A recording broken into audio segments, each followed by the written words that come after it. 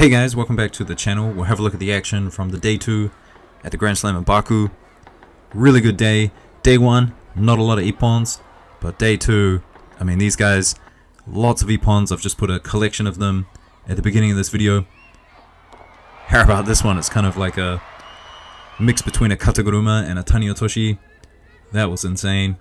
Really nice kataguruma here from Mama Daliev in front of his home country. And you can see the reaction from the people in the stands. This was a nice one from Palati. Not the Palati that we're familiar with. This is down at under 73, so I do wonder if they're related. This next one, a really nice technique. Great left first right. And actually Oino, he was competing at under 81s. He lost to this technique. I'll show you that one shortly, guys. This next one is a really nice one from Makhmatbekov. Just dominating the kumite. And you can see Blue, he gets a bit flustered as he's kind of walking backwards. And ends up in an Osotogari. Ochi Gaishi here. Kind of surprised they gave it a Wazari. They might have overturned that one later on, because I'm pretty sure all of these are ippons. But a Newazana from Angvari. And this is a great bow and arrow choke. Now watch his right hand goes towards the knee. And he reaches for it really early. But I do think it kind of helps him roll his opponent over here. I usually kind of wait for them to roll over before grabbing the leg. So that's an interesting way to do it. Now this is Aono. She ended up taking a silver medal. And here she is taking out Lai Shout, current world champion. She did lose by Shiro in the final against Klimkate. We'll talk about that shortly, but really good performance here. Two good techniques to take out Lai Shout. And just before we talk about Ishihara, Takaev, all the results, gotta have a look at this. Vieru going up to under 73. He got past Nomanov in the first round.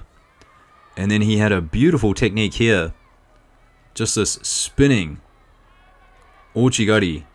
I mean, that's absolutely incredible. But then unfortunately, he ended up losing this contest.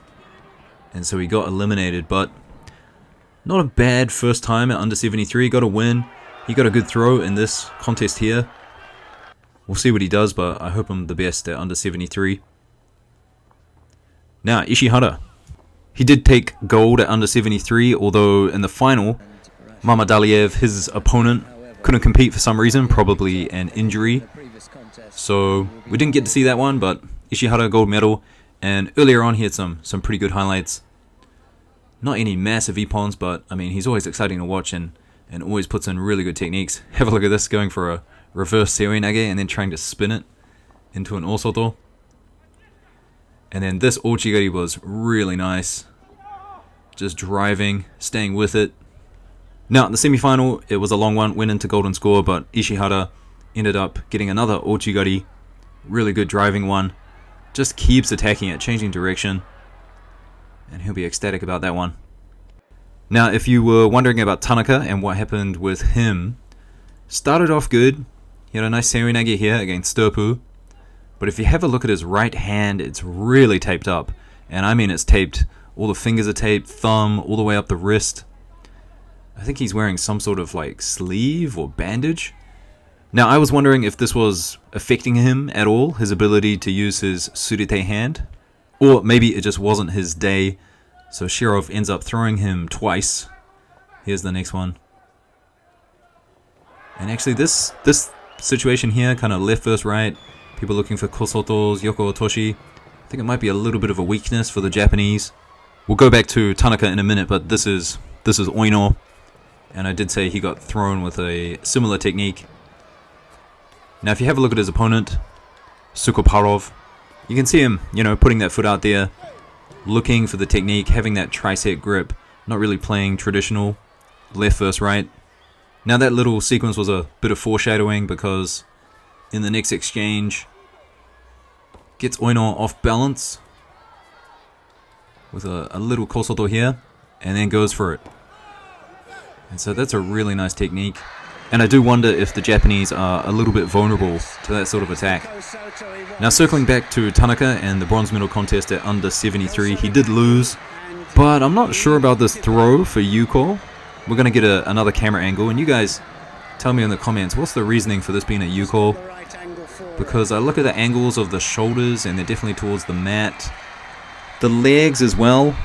So I do see this a lot these days after the rule changes, but I just can't quite remember exactly why it is a Yuko. So if someone could please tell me, that'd be much appreciated. And the other bronze medal, Shirov with a beautiful Stemi Waza here, taking out Chikalidze. And Shirov, he was doing this all day, so if you're up against him, you got to watch out for that technique. Now, we'll move on up to 81s. And this is Drapeau. He ended up taking gold at Paris, not just a week before.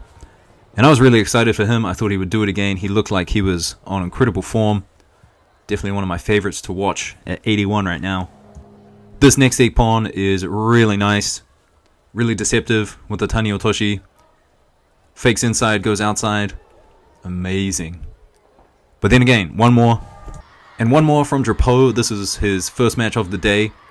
Now left versus right, Drapeau being a right-handed fighter. And watch this. Pins the hand and then goes left with the Osoto, kind of turning it into a little bit of a Serinage. So that's beautiful stuff from him. Now at 81s there was another man on a mission, and that was Takaev. Takaev is a really strong judoka at the moment at under 81s. Now I was kind of surprised he got this Juji, but he managed to just find a way. And Takaev also doing this technique, right versus left, this kind of Yoko Otoshi, Kosoto combination. Now he was up against Drapeau, of course, in the final. And he really took it to Drapeau. I love this stuff, picking people up off the ground and looking for a technique. Really positive judo. This is great to see. This would have been amazing if he got a score from this. And a score did eventually come. Drapeau making a bit of a mistake. Goes in for the Osoto, but not strong enough. And gets countered by Takaev. Now this, for Yuko, I do understand, because of the angle of the shoulders. Also, we had Gerbekov. He took a bronze medal. Nice technique there. And now we'll move on to the women's, and we'll start with under 63. I did mention at the beginning of the video it was Aono versus Klimkite. And this did end with Aono getting a third Shido. Klimkite, she is a little bit difficult to fight against, I guess. She seems to have quite a bit of stamina, a bit of motor. And so if you can't keep up with her pace, I mean, you may, possibly, most likely lose to Shidos. Here's a gold medal contest at under 70. 2 scores in this one. And then this eventually did go into the Newaza. You'll see here Osbas passing the leg. And then also we'll talk about the 2 bronze medal contests. Nice technique here by Shevchenko. Looks to be in a really bad spot with that hand over the top like that, but does eventually find the Osotogari. And then on the other side of the bracket, Tanaka. I'm still undecided as to whether I like Tanaka at under 70, but the Japanese teams and the heavier weights, I mean, they do what they can. And then just to finish, guys, I probably should have put this at the start of the video, but this is a really nice ippon. Big uranage. So stay tuned. There's one more day to come, day 3. Murao, Nakano, all those guys. It's going to be exciting. I'll see you in the next one. Peace.